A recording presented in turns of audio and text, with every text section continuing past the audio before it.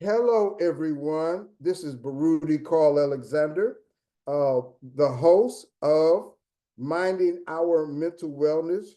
This is part 2 of generational trauma. And actually, we had a very good conversation in part 1. This episode, we're going to talk about schema. What is schema and how does it affect behavior to go along with some of the other things we discussed last time? I've been reading a lot about this information. It's a very interesting subject, and everybody has encountered some type of trauma. And it might be generational, it might carry throughout your family. So it's a very interesting subject. I first want to introduce our panelists, our guests. First, our professionals, Miss Jennifer Cain and Miss Andrea Rojas, and then our mental health coach, Miss Natasha Miller. And they have a lot of experience, and they're going to share with us. And I'm going to learn, and I hope you also learn out there all the things about generational trauma. Do you have it in your family? Do you suffer from generational trauma? It's so many different parts. The first thing I want to discuss doing my research and my notes is what is the difference between responses, reactions, and sensations? What is that difference? I mean, everybody kind of knows, okay, responses are things that happen and then you have a reaction afterward. But what are reactions then? Reactions is something happened and then you do something. Sensations, something happened and you feel something. At least that is what I gather from reading and hearing different things and studying these terms. Please, Miss Jennifer, lead us off with, give me an understanding, give our audience an understanding of responses, reactions, sensations. Okay, so I want to make sure that I understand, and I am communicating effectively in regards to the question. So let me ask you a question. Are you referring to responses to trauma? So you mean trauma responses, reactions to traumatic experiences, and then physical sensations associated with those trauma responses and reactions. Did you hear that? Mm-hmm. I got you. And I want to say, ask your question with the question, do they not overlap?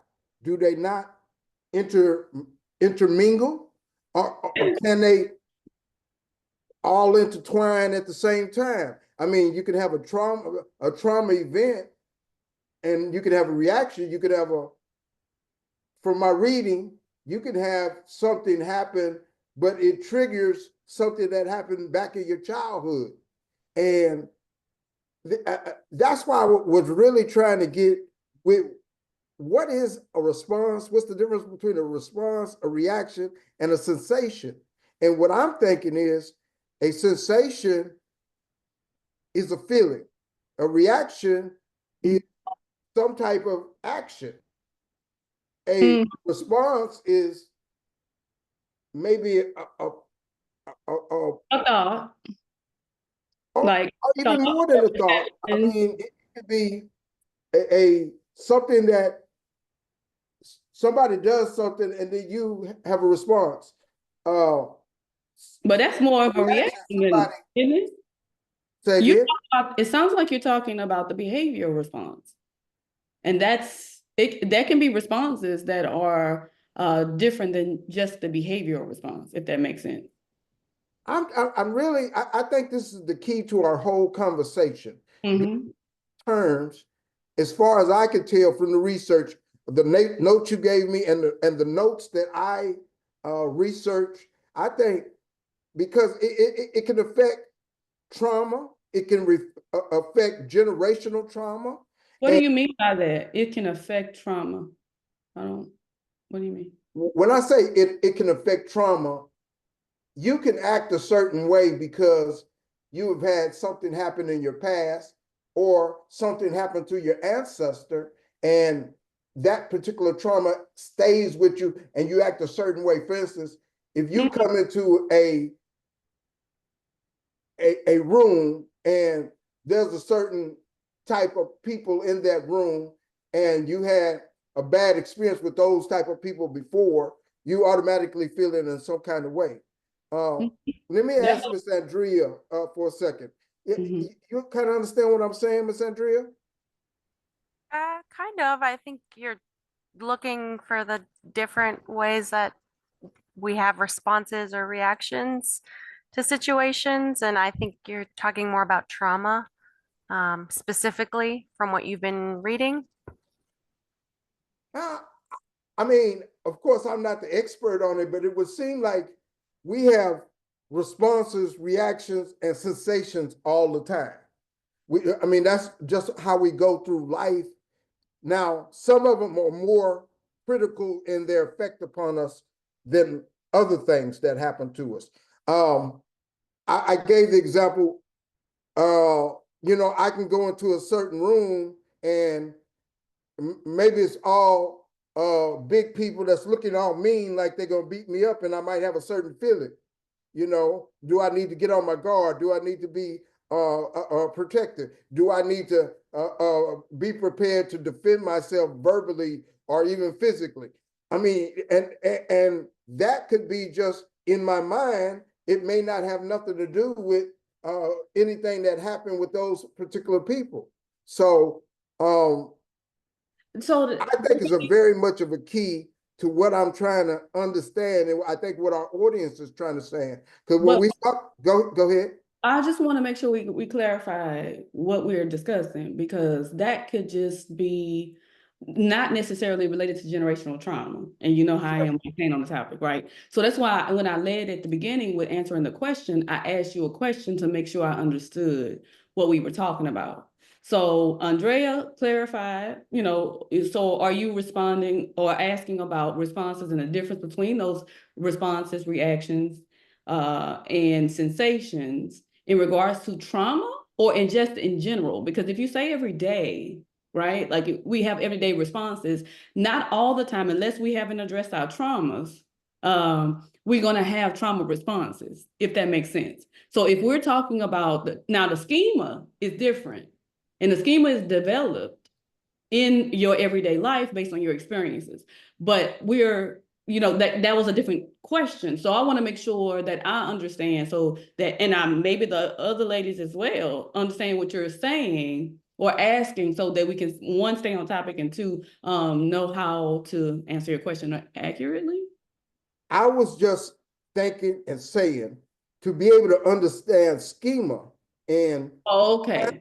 to be able to understand and go there to the generational pattern of how a schema is, you have to kind of, in my opinion, you have to kind of know what it is. Is this a response? Is this reaction? Is a sensation?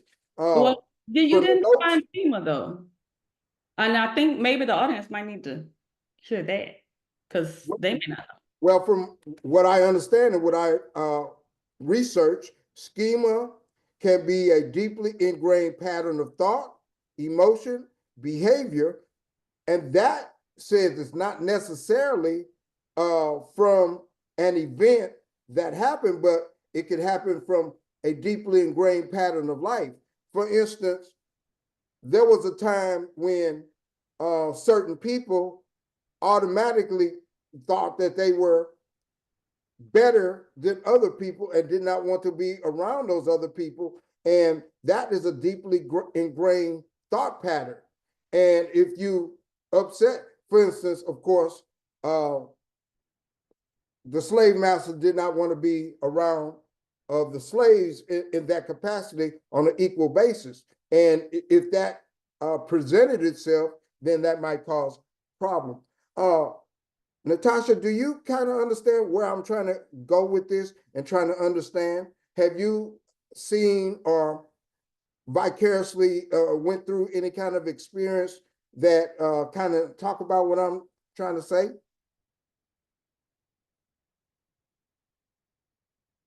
You hear me, Natasha? Yeah, I hear you. I'm still just waiting until everything's fully clarified on what we're talking about. I was assuming schemas based on generational trauma. And if I'm thinking of schemas based on generational trauma, I'm thinking of those type of schemas that are passed down, even if it's not, it's passed down both in how we're raised. It could be passed down verbally, and it could be passed down non-verbally by our behavior patterns. And we could actually develop schemas of our own based on how we interpret the behaviors of those in our household, in our family, and things of that nature. And that's how schemas are developed. So that's where my mind is. And I'm just trying to see where I we're going to go understand. from there. I mean, But I yeah. think the audience is kind of a layman like I am. I'm just trying to learn, and you can have responses. For instance, with my sister, we can't even talk. Now, I wrote her a letter. I was trying to cross the bridge and develop a relationship with her, but we had such a bad relationship. So I said, my sister, I wrote you a little letter, and I left it on the wall. She said, I just looked at it for a second, and basically indicated she didn't really want to pay attention to it. And so now she hadn't come to my mother's house for 3 weeks. I hadn't seen her for a long time. And I think it's been a long time that she'd been there. But as soon as she got there, she wanted to tell me everything to do. And she hadn't been there, but she wanted to tell me from everything to do and for my mama and so forth else. And I felt some kind of way about that. I was able to hold that in, I believe, but all of that came from responses that she had in the past, not necessarily what she had right then. And so that response in the past had to do with how I felt today. And that is I would say that's a part of a schema, a pattern. And that pattern sticks in my mind that I'm already defensive, even when I see her. When I see her, I'm very defensive and I'm ready to fight verbally. And she don't have to say nothing. She don't have to say a thing, and it's already at odds and so forth. Wouldn't that be a pattern or a schema? What you think, Miss Jennifer?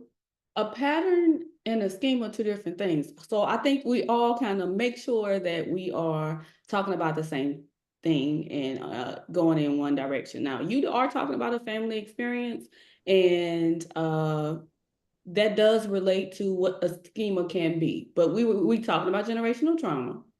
So if we're talking about generational trauma, there may have been some examples in your childhood, even your adulthood, that indicates that your sister doesn't value your opinions or what you have to say or believe what your intentions or that type of thing. And so because you recognize that, your expectation when you interact with her is that she is not going to care what you have to say. She's not going to hear you. She's going to invalidate you. And in that is a schema about your relationship with her. So when you go, because schemas indicate what to expect based on our experiences and our emotional responses to those experiences. So you expect her to not hear what you have to say, but all the time in that context and in that moment, that doesn't necessarily mean it's true, but your schema is telling you that's what to expect to protect yourself from the threat. And the threat is her invalidating your feelings, disregarding what you have to say, or believing that you have bad intentions in that situation. Now, and I have recognized that. And I wrote a letter and was trying to bridge that gap, but she disregarded my letter. And so I said, okay, now I have to go back to the drawing board. And is there some other kind of way to kind of get past that seeking to invalidate? And I know a lot of people have different things in their family and in their situation that have passed down. There are fathers and sons that they haven't talked for 20 years and so forth because of those type of things where daddy doesn't want to recognize the son's worth or different things like that, or the mother may not want to recognize the daughter's worth. So those are examples of schemas that have happened in families and so forth. Miss Natasha, do you know of an example of, from what we are saying about schema, do you know any examples of that you have seen or been through? Well, one of the ones that immediately came to mind when first introduced to the topic is very surface, but is relatable, I believe. But when we look at how Ms. Jennifer just said, the schemas is our expectations based on experience and our emotional responses. I think about immediately, I thought about how when growing up, I was taught the schema, which is because we turn that into a narrative. That's really how it becomes. I was taught that, you go to school, you get a good job, and all of that. So, but that was based on that generation's experience. So it was true for their generation.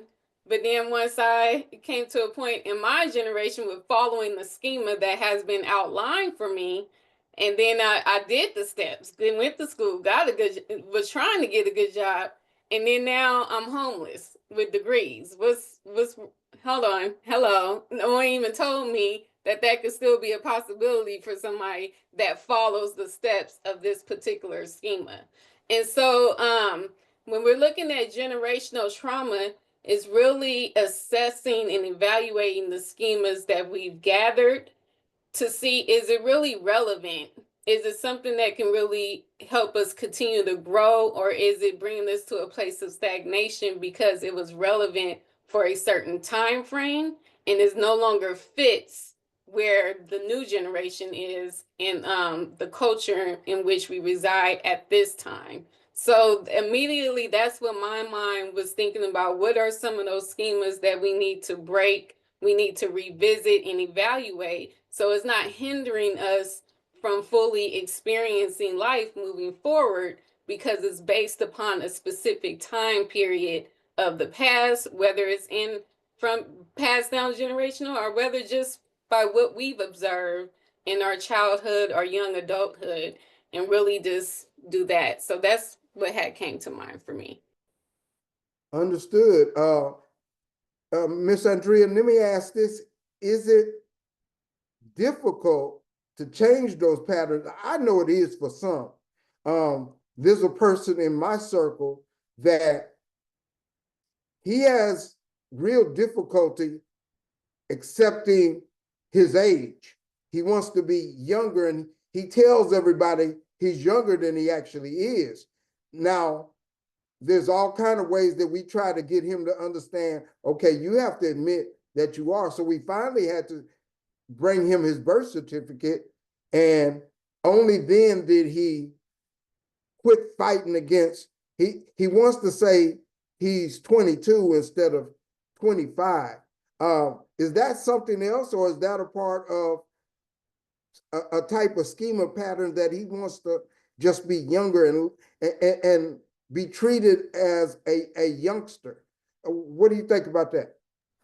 Yeah, I think we all want to appreciate our youth, right? We all want to say we miss our teen years. We love that. I can't really say if that's a schema or not.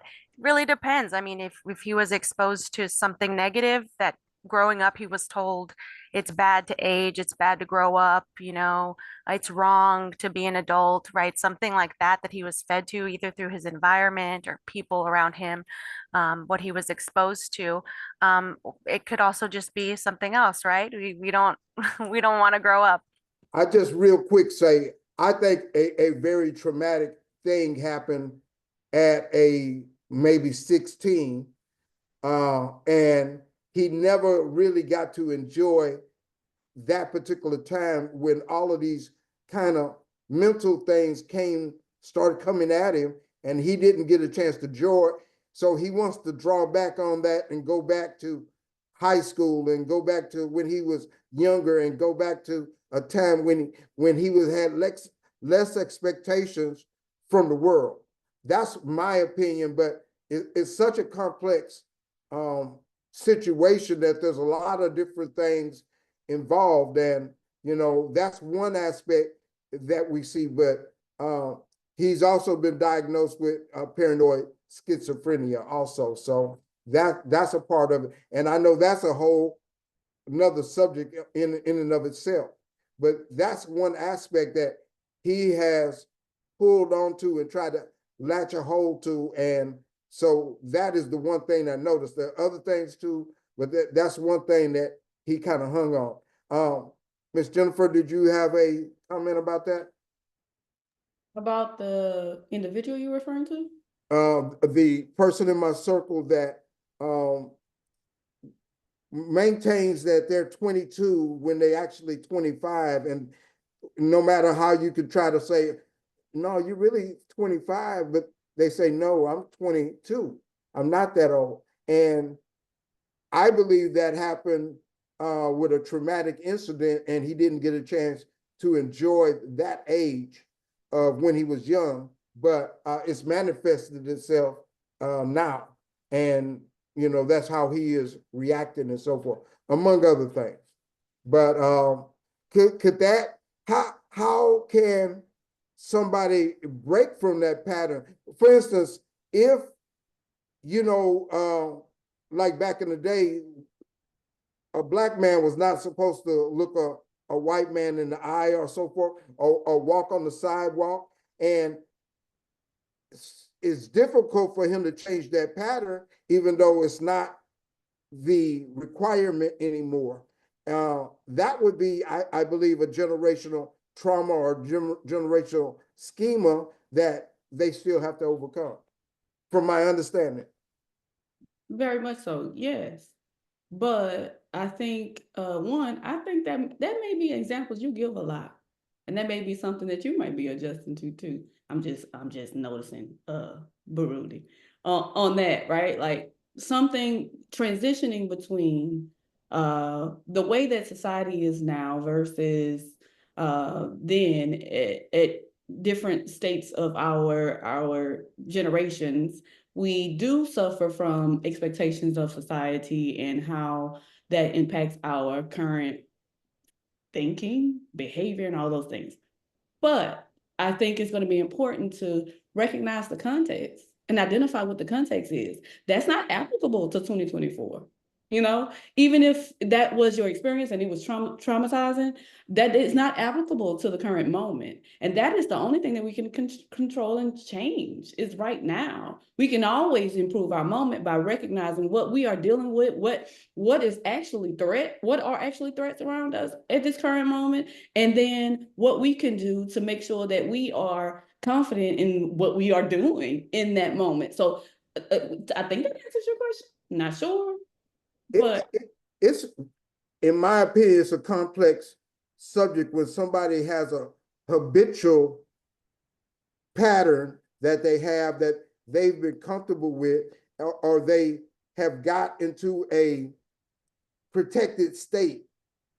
For instance, the young man I'm talking about, I think that's a form of his protection in some ways, that he doesn't have to deal with certain expectations, or he didn't want to deal with certain expectations because he doesn't feel confident to be able to meet those expectations. And its responsibility can be hard if you don't have practice at taking care of yourself or taking care of others.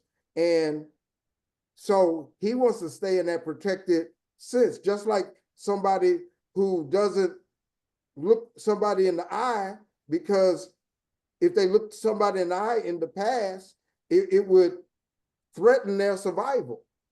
And even though it's not the same thing now, they still have a problem being able to overcome that in their mind. that can be trauma reactions like you were talking about earlier. That's a trauma.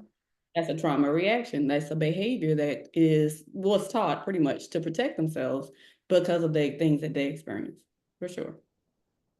And as I learned in the research, some people, as soon as they come into a situation that's uncomfortable, they will fight or react like I get with my sister, or they'll run away. And it's either one, or they can't say anything. Also, this young man, it affects him that he freezes. He can't say anything. And that happens for a while till he is able to overcome, but that may take 5 minutes or so, or he may not be able to do it at all. So as far as what a person may do, they may have a physical sensation or a physical reaction to a trauma instance. What are some of the things that people do when they have a trauma situation? Well, I want you to first, before, just specify the difference between the three, right? A physical sensation, Go ahead. a trauma, or a physical sensation, or a sensation from trauma. It's not the same as a reaction. That is what you feel internally in your body. Increased heart rate. After you interpret a situation that does maybe relate to your schema or things of that nature, or the trauma that you previously experienced, you have a physical sensation inside of your body. Your gastrointestinal system is disrupted. And then the reactions are fight, flight, freeze, right? And then the responses is usually your thoughts, and that then in turn impacts your behavior. I just wanted to make sure I clarified that so we knew. That's kind of where I was trying to start, on those differences. And that's why I was bringing that up in the beginning, because you said physical sensation, which is an internal feeling, like a stomach ache, a headache, those sweating, some type of physical discomfort. Then a reaction, fight or flight, or something of that nature. That's the reaction. And then the other one is you said responses. So your cognition is associated with what you are experiencing in that moment that relates to the trauma that you have previously experienced.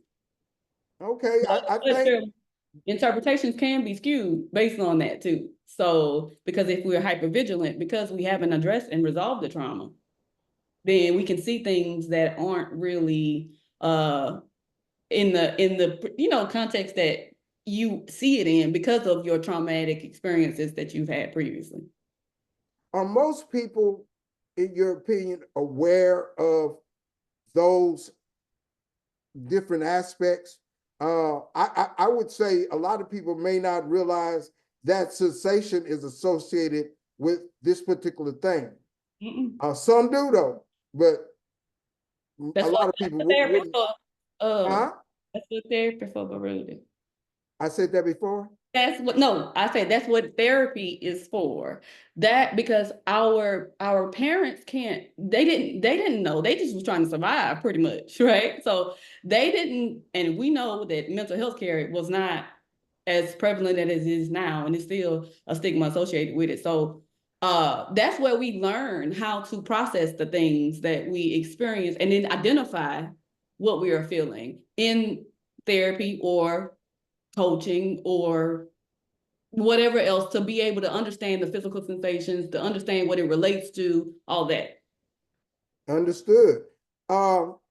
Miss Andrea, what are some ways when people know that they have some of these things, a physical sensation, a reaction that is kind of embedded in them? How might they start getting past it? If you was bringing somebody in for therapy, how can you tell them to start getting past it? Well, I think Miss Jennifer makes a good point. Therapy is always good, and acknowledging that we have undergone trauma in our life, that we are now experiencing reactions and responses to the trauma that maybe is in the past, but currently how we're living life, right? We're having these reactions to everyday situations or, to events that occur. Um, I I like to start from the education piece, and I'll just put my opinion out there. Educating people on what it is, what we're talking about right now, the difference between the sensations in your body versus the reactions versus the responses, really understanding how each of those pieces are different, but how they work together and how they unfold in the moment, right? When you're going through, understanding that sometimes when we have a stomach ache, it's not just a stomach ache, it is the exposure to stress. It is the body's reaction to stress that you have been tolerating. And sometimes people say, I have stomach aches all the time. That might be anxiety or stress that you're having all the time, but you're not aware of it. And so bringing that kind of to the front of their brain, allowing them to realize that, hey, this that's going on, it's not right, right? It's not normal for myself to always have headaches or fatigue or stomach pains, um, to feel constantly sweaty or like my heart rate is always going, right? So getting them to notice, be aware of it first, and then being able to label it, is a good way to kind of get someone aware and focus on these reactions, responses, and sensations. So do you kind of make a chart with them? I know in your all's profession, sometimes, what do you call it?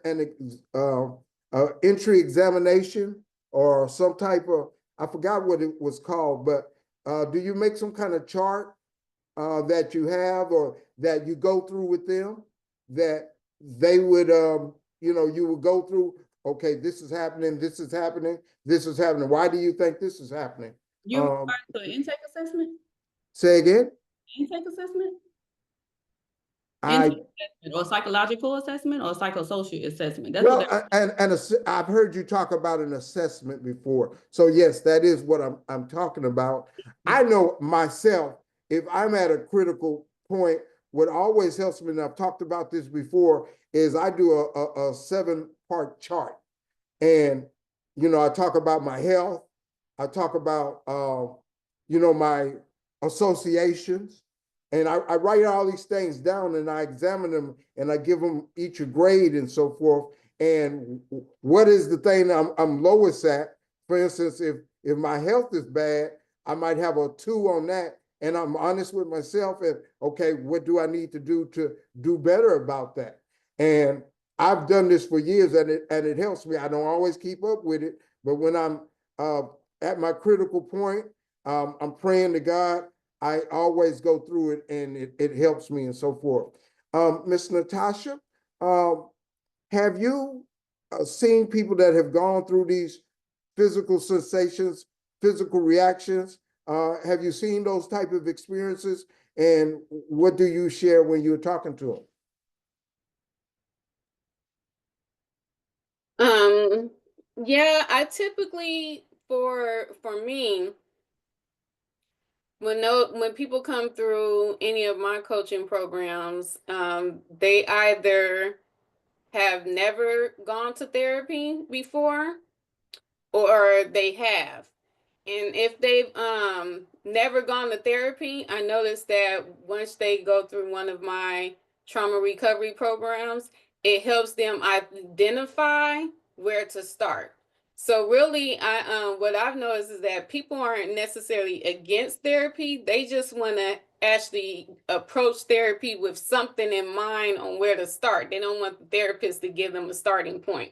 That's been my experience for those that's come to me. So if something will emerge during the process of my coaching program, and they're like, okay, now that I have a clear picture of what's been holding me back since my childhood, now I'm ready to go to therapy because I have a starting point to address with my therapist. And then So, on the flip side, okay. those that have already gone to therapy, they're typically looking more so from a faith-based perspective. They're still doing the work, but they want to work with someone that can help them as far as their faith spiritually. And typically, once they go through one of my programs, it actually wraps up the work that they've done with their therapist, and they end up being released from therapy. So those are typically the two type of coin experiences that I have when people come with these type of issues when they're really trying to work through their traumas and they're really willing and committed to doing the work to be a better version of themselves. So one of the most things that you work with are people that are seeking a faith connection in that context. Is that what you mostly see? Yes. Okay. Understood, understood. Generational trauma is a subject that it's complex. And the thing about the sensations and the reactions, I started with that because everybody goes through that. Now, everybody does not have the same type of trauma or the same experiences in trauma, but you know, what may be trauma for one person, another person will just bypass that and it won't affect them. I know when I was a teacher, this kid, the kid next to him would hit the pencil all during class because that was, you know, one of their coping mechanisms. But it would affect this child, and they would start scratching their head, and then they would get upset and be upset, and it started a big old fight where it wasn't that big of a thing to another student. So things affect people differently, and that just like with experiences and different things, one person, it could cause a trauma. It can lead to a trauma. You know, road rage. One person will have a wreck or a near wreck and it won't mess their whole day up, where another person, it causes them all kind of problems and they can't get through the rest of the year. And it causes them a severe problem where it messes everything up. Do you see that different levels of being able to handle things? And is there a reason why some people can handle certain things and other people, it may cause them or lead to a trauma? Miss Andrea, what do you think about that? Just to make sure, are you asking, is there a reason why different people respond to events differently? Yeah, and I kind of know because we are all different people and different things mean more to somebody else. For instance, I'm gonna give you this example. When I was a teacher, the principal would call me on the intercom, and I would say, "Okay, oh, good, I got something good that's gonna happen." Where my co-teacher, they would call her. She said, "Oh no, what's the matter? Oh, what did I do?" And her day would be messed up because she didn't even want to go to the office to find out what it was. Where it didn't bother me at all. I mean, and we're different people, and I can understand that. But and I guess I'm answering my question myself because we're different people and we react to things differently.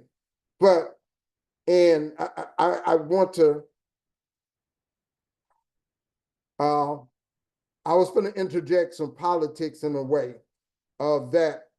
Yes, I know. I just want to say this real quick. Why do a lot of people why has not a woman been nominated or been the president of the United States at this particular time? I'm gonna tell you, because some men and some women, they have a perception of what they're capable of.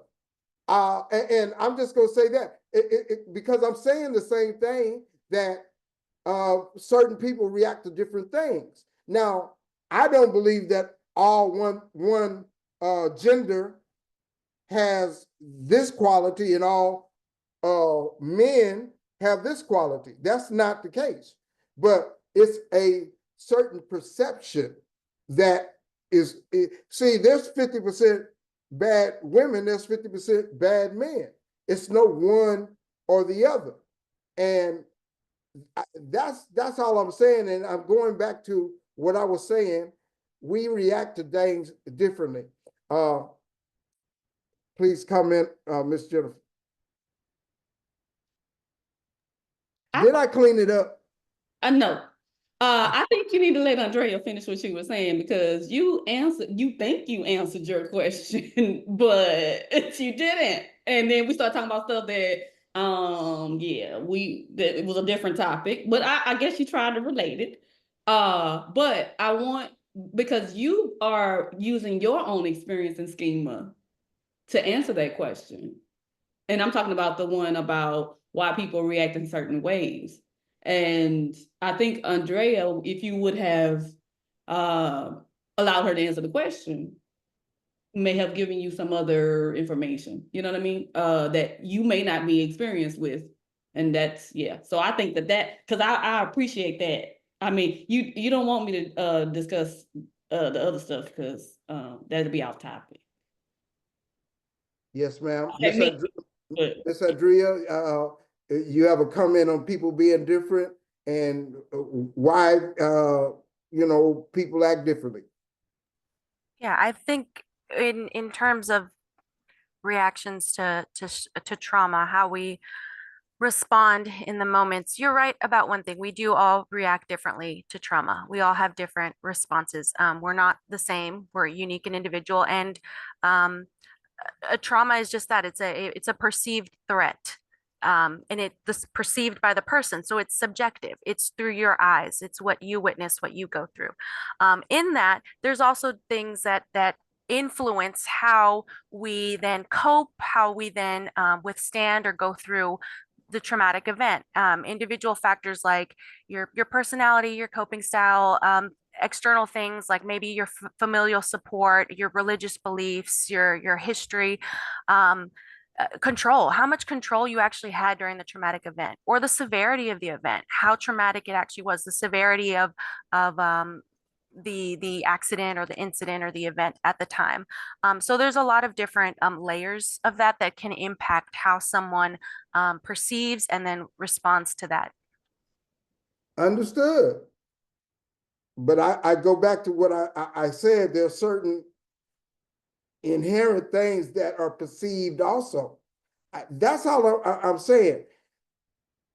I get all the time, people have thought by seeing me and hearing me talk that I'm a nerd and they could just come up and treat me a certain way and they can get away with it. I used to go play chess out in the hood and so forth. I don't know if I ever told you the story. And the guys, after a while, and I was there and, I talk and I play chess, they started, well, one in particular started trying to manipulate and put me in a spot where he could take advantage of me. But I figured out what he was doing and I did not react, I don't think, in the way that he wanted me to. I took it back to the hood, which I was not portraying at that particular time, but I had to let him know. I don't want to get too raw here, but I had to get very raw with him, and he kind of left me alone after that, after he saw that he was going to get resistance in that particular way. And the way I could actually portray it, is he did not get what he expected, so he left me alone and he backed off. And he even stopped coming to the chess area because he didn't want to be embarrassed by me. The last thing I'll say on that, I found out my intelligence is a defense mechanism for certain people that perceive me in a different way. Yes, ma'am. That's all schema. That's all. I just wanted to say that. That's your schema of what other people think based on other experiences you had in that, because you don't know what other people think. And I'll tell you that all the Well, time. I do know how he acted and what he tried to do. You know what his behavior is, but you don't know what he thinks. So I'm telling you, what I'm hearing you say is that you have, based on your experiences, expectations when you go in certain settings in the hood, that people will see you as a nerd that can't stand up for himself or whatever else. That's a schema.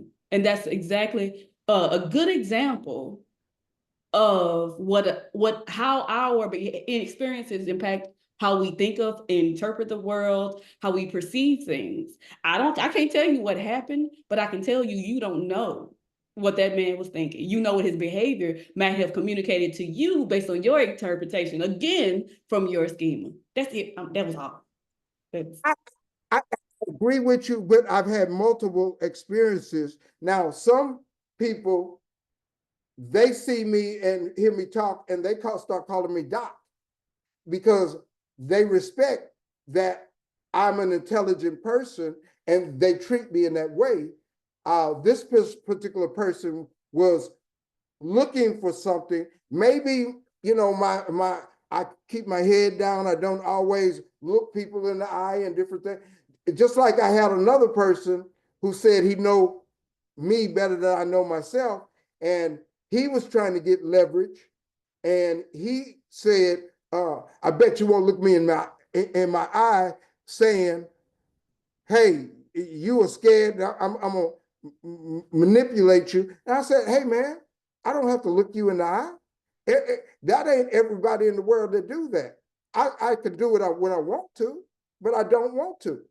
And you know, he finally left me alone because he said, you know, I had a mind of my own. But is that a schema? Yeah, probably, because I do have some time where I don't like to be aggressive or like to do that, but I can when I need to or want to. Yes. That was a reaction, what you just described, not the schema. Just saying. Okay. All right. Miss Natasha, have you seen certain situations where people perceive that you or somebody else is a certain way and they have not proven to be that way and it caused a little conflict? I hear about all the time that, you know, I didn't act the way, or this person didn't act the way that they were expected, or they changed their way of, you know, going about their business because people were trying to take advantage of them, and they said, "Okay, hold up, I am not gonna let you do this no more, and we're gonna stop this." I had to do that recently. I had to put somebody out the house because they perceived me in a certain way again. And I told them, "Hey, this, but you know, didn't change. So I had to move them out the house." Miss Natasha, what do you say about that? Well, one of the things that I have wrote down even from earlier, I don't remember what was being spoken at the time, but I wrote down how I wrote schemas can limit our worldview. And so even with hearing you bring up these situations, it also shows how schemas can limit our relationships and interactions with others, because it can cause misunderstandings because we're not able to really pick up and fully understand the intent of the person in that moment, because we're interpreting what's being said, what's being done through the lens and the senses of our schema. And so it reminds me of why we trauma bond. Those who have similar schemas, they find themselves in trauma bonding relationships. And then a term just came to me while you were speaking, because I was like, those are trauma barricades. Because now you can't even have a relationship with this guy because of how the schema is playing out, how his behavior or something is familiar to past experiences, to where now it's like a replay of that schema, and it's creating a barricade where there's no deep interaction with that person to fully understand that person for who they are outside of the realm of your schema. So that's what came to me. Yeah. And one of the things that people don't like about me as a freedom coach and trauma recovery strategist is because when they come to me and they talk about those situations where they've been offended or they experience somebody's projected trauma, this, and that, I say, okay, well, what's in you that identifies with that? Because for you to have that experience, that means there's an identifying factor in you that we have to identify and deal with, so you no longer are triggered by a certain particular behavior because you've healed whatever soul wound you may still be carrying. You've resolved whatever unresolved trauma that you're carrying, to where you no longer are interacting with people in your now based upon the schemas of your past. And when we see these type of interactions with one another, with people, that just means that they have yet to become aware of what their schemas are and how they originated. So, because that awareness is the first step to challenge us to have different responses, to have different behavior, and to create a new narrative that doesn't limit the scope of our worldview and our interactions with one another. I just want to say real quick, and this comes into play a lot of times when people have recovered from being an alcoholic or being a drug addict or something, which may have happened 10 years ago, 5 years ago, 3 years ago. Then somebody, when they meet them, they hadn't met them in a while, and they expect them to be that old person. And, oh, I know who you are. I know who you think you're trying to be. And, the new paradigm they have trouble with. I believe that's kind of what we talk. I've experienced that too. And I've been through that before. And even with my sister, back in the day, she was my protector, and I would ask her for everything, maybe 20 years ago or something. And she still wants me to be that particular person. But I'm not that person now. I don't need her to be that person. And she's having trouble, and I'm having trouble adjusting to our new relationship. Somebody else had something about changing from a schema and getting people to expand their relationship with you or their perception of you, and to adjust to your new paradigm. Is that real hard, or is it hard for us to deal with people who can't? What do you think, Jennifer? I think self-reflection is key, and being able to discuss these things with other people and have an open mind with doing so, to be able to apply to yourself. If you're unwilling to identify something as a schema, then how can you, and you believe that your way of thinking and behavior is the way that it should be, how can you change it? So yeah, it's going to be hard for somebody if they're not willing to acknowledge that it is a problem. And that's what Natasha was saying. Like, you have to be able to identify it as a problem, and then be willing to do something different. See, the other thing is, people believe that if they hold on to a belief a lot of the times, that controls the situation and the feelings that come when you are not, or you're changing it, right? That is terrifying. That is, change is scary, right? So you don't know, because you feel like you can't control it, but it's necessary to be able to live the life that you want and deserve to live. Living life on life's terms, not yours, because we're not in control of the majority of things around us. But we can be self-reflective enough to be able to identify what's not working, what isn't impacting the relationships that we're in, like Natasha was saying, like what is contributing to it, and is this a right now problem, or something that I am reliving in this moment based on my assumptions because I experienced something previously. That is what's going to be imperative. And if we're unwilling to change anything about that because we think we're controlling something that we're really not, because we don't want to feel the emotional discomfort that comes with it, then we're going to continue to suffer. And then if we want to acknowledge a little bit of what you were talking about earlier, I think that is a lot of what the problem that you were discussing about changes in leadership regard.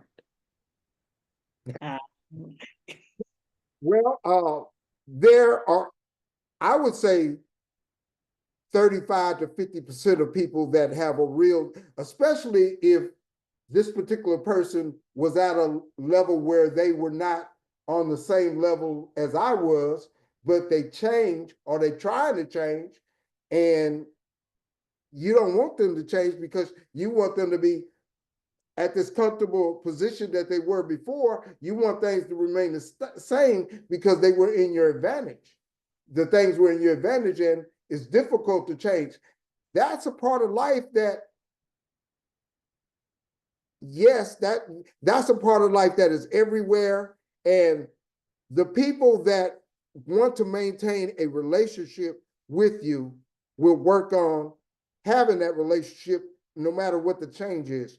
Those people who really don't care about that relationship, they care more about being in charge of winning, you're not going to change that. And that's as simple as it is. And what you were saying about the change in leadership, there are some that don't want that change to take place, and they will put up many barriers for that. But over time, change is going to happen. Now, what way is that going to present itself, manifest itself? And it's going to happen one way or another.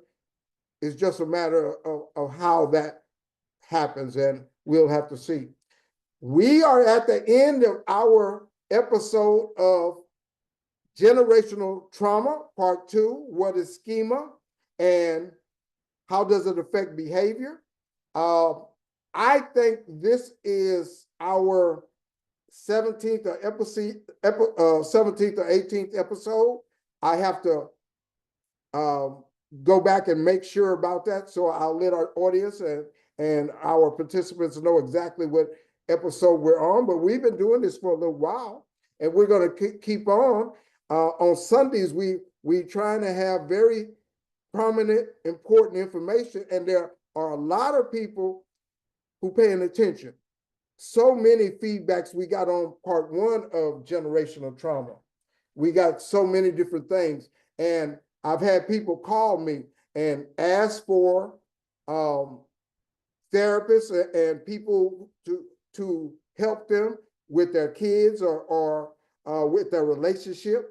And I get so much from these conversations, and it's very important. And it's something that people don't want to talk about as much.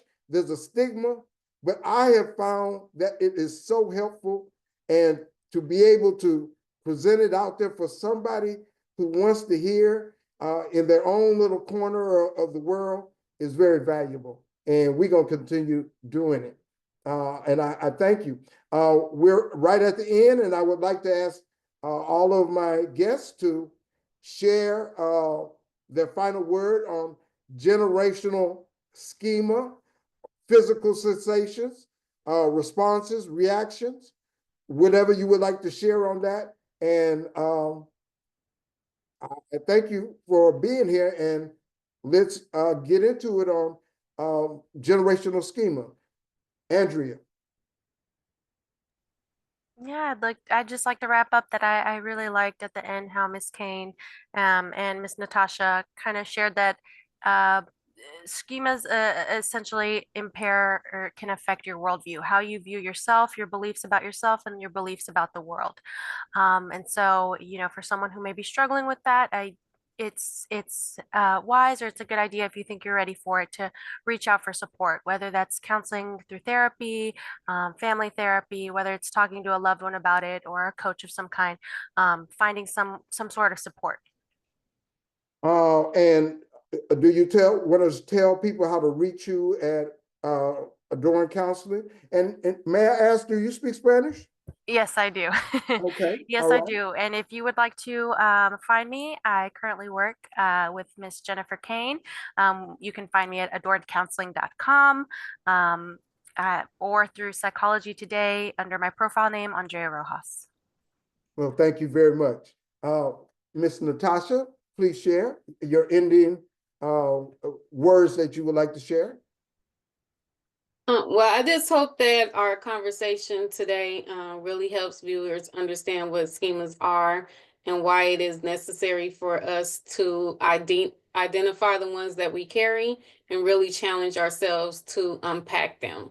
so that they don't limit our relationships and our expansion in life, how the experiences that we can have in life and our quality of life as well. And I am Natasha Miller, your freedom coach and trauma recovery strategist. And you can reach me through social media at Freedom Coach N Miller on Facebook, YouTube, or Instagram. Well, thank you very much. Thank you. Yes, ma'am. Blessings. Miss Jennifer, please. Yes, ma'am. Yes, sir. I really, really appreciated you, Baruti. I am very expressive with my face, but it's just for my way of. And the chair turn. Oh yeah, well, when you was talking about politics, that's when the chair turned, because that's a very sensitive subject right now, and a lot of my therapy sessions have been regarding that, and it's a uncomfortable space, but I gotta do it. And so talking about it here, I was just like, oh, not today, please, because my energy. But I really appreciate your expressing your perceptions of things and your experiences, because I think that that is a way that people can learn based on theirs, right? We can be sitting here all professionals talking about what we experience and what we know, but it's different if someone that doesn't do this and they're experiencing it, hear it from somebody else that can agree or recognize or relate to. I appreciate that. I mean, some of it kind of went feared off a little bit, but other than that, I'm really grateful for you expressing that for sure. Well, thank you. Thank you, Baruti. Yes, ma'am. Now, and I'm glad you don't judge me by my faces. So I do have a quote, because Andrea and Natasha ended with one last time, and I was like, well, let me get on board too. So the quote is by Jeffrey Young. It says, understanding the schemas that shape your actions is the first step in breaking free from patterns that limit your growth. Now, the schema is not, and I also wanted to reframe, I guess, the description of the session today, or the show today. So schema is not a trauma. So I want to make sure that we are not merging the two. It's our expectation, again, of experiences. And we have schemas about everyday things like the stoplight, or Schema can be positive, can it not? It can be positive. It's a pattern. It's a pattern. It could be a positive pattern. It can. But it also can impact how you grow and how that affects your everyday life, right? And your interpretations in it. So I just, wanted to make sure that it's not related to an actual trauma, because that's not necessarily what it is. It's just based on our experiences and our interpretation of those experiences. And they do come from traumas, though. We do develop schema from that. I can be reached at Adorn Counseling website, adorncounseling.com, Psychology Today, and the phone number and contact information is everything on the website. I am just grateful to be able to be here to have the conversations, and I appreciate the opportunity, Baruti, even though my faces look like this sometimes. Yes, ma'am. I don't take any offense. I thank you very much. And I understand your face and what it means. And what, there's I don't know, Baruti face. There's don't go right there, Baruti. And I have it's about 7 interpretations. I understand. I appreciate that. Yes, ma'am. So, I mean no harm. I also wanted to say something to Natasha real quick. Like, you provided some great information. I'm so grateful for you and your new word. I think you said trauma barricade. I ain't never heard of that one. So thank you. No, trauma barricade, I think she said. Barricade, yes. I'm grateful. Thank you, Natasha. Yes. Well, thank everybody, and we're going to continue. Do we have a title for our next show, or are we going to talk about that and we're going to come back with that later? And everybody think about it, and we're going to provide our audience with a prominent and up-to-date conversation about mental health and we'll always be working on that. Yes, ma'am. We can, and I'll ladies, let me know what you think, about actually having a discussion when it's not so, jarring about what has happened recently, because I think it is impacted as far as politics that have impacted a lot. Like I said, my sessions are based in that, like right now, and I think that that is important to help, because like families are like having differing experiences based on that, and like looking at each other a little questionably and things. So I think that that might be something that's okay to share in regards to the mental health aspects of it. I'm very okay on that. However, Mhm. I have written 2 articles which I want to submit to you first, so you'll see my kind of train of thought, and you won't have to give me a no way face, Baruch. I probably will still, but I'll read it. I'll read it. But Yes, yeah, sir. I Yes, just, sir. ladies, y'all reach out and let. I just think we need to talk about it because it's looming all the Yes. time right now. And Even though I you don't can't just hide from it. You gotta face it. That's a part of our mental health also. for sure, for Most sure. definitely. All right, everybody. We will see you in a month, and we'll talk about what we're going to talk about on minding our mental wellness. This was generational trauma 2. We're going to talk about, continue talking about mental health and issues related to that when we come back. We'll see you next time. Thank you.